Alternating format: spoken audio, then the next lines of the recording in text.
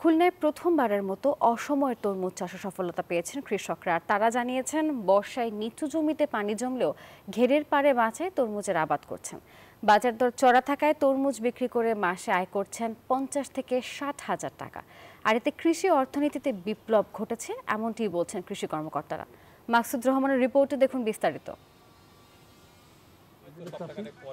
খুলনার বটিয়াঘাটার গাওগড়া রাজাখার বিল, এই বিলের প্রায় 500 একর জমিতে বর্ষাকালীন অফ সিজনের তরমুজ আবাদ করেছেন কৃষকরা। শুধু এই বিলেই নয়, বটিয়াঘাটা, রূপসা, দিগুলিয়া, দাকব, ডুমুরিয়ায় তরমুজ উৎপাদন করা হচ্ছে।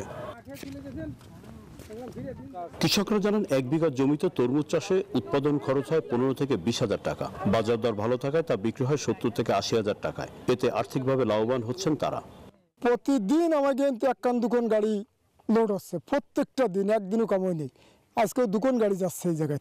তো রাজাকার 700 বিঘে 1000 বিঘে জমি, সবাই অগ্রসর হচ্ছে যে আমরা সব তরমুজের চাষ করব। আর এইবারটা তো প্রায় 700 বিঘে জমি প্রায় তরমুজের চাষ অলরেডি হয়ে গেছে। লাভবান 1 বিঘা জমিতে 15 থেকে 20 হাজার টাকা খরচ, 80 হাজার টাকা বিক্রি হয়। দেশ জুড়ে এই তরমুজের চাহিদা রয়েছে, এ কারণে এখান থেকে তরমুজ কিনে নিয়ে যাচ্ছেন ব্যবসায়ীরা। যেহেতু এখন তো অফ সিজনের তরমুজ,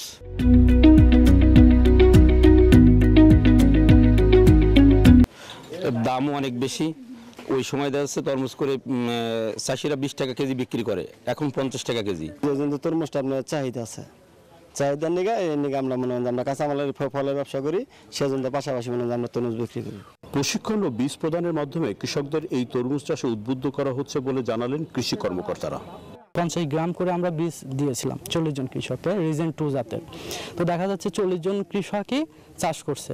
গত বছর তরমুজের কথা যদি বলি, অফ সিজন তরমুজ, এটা এই এলাকার কৃষকদের, আসলে এই এলাকার কৃষকদেরকে খোরপোশ কৃষি থেকে এই 2 বছরে বাণিজ্যিক কৃষিতে রূপান্তরিত করেছেন। এখানে আমাদের ফসলের যে শস্য নিবিড়তা, ফসলের আবাদের যে ইন্টেন্সিটি, সেটাও বৃদ্ধি পাচ্ছে এবং কৃষকরা একটা জমি থেকে তারা কিন্তু অনেক বেশি টাকা কিন্তু তারা আয় করতে সক্ষম হচ্ছে।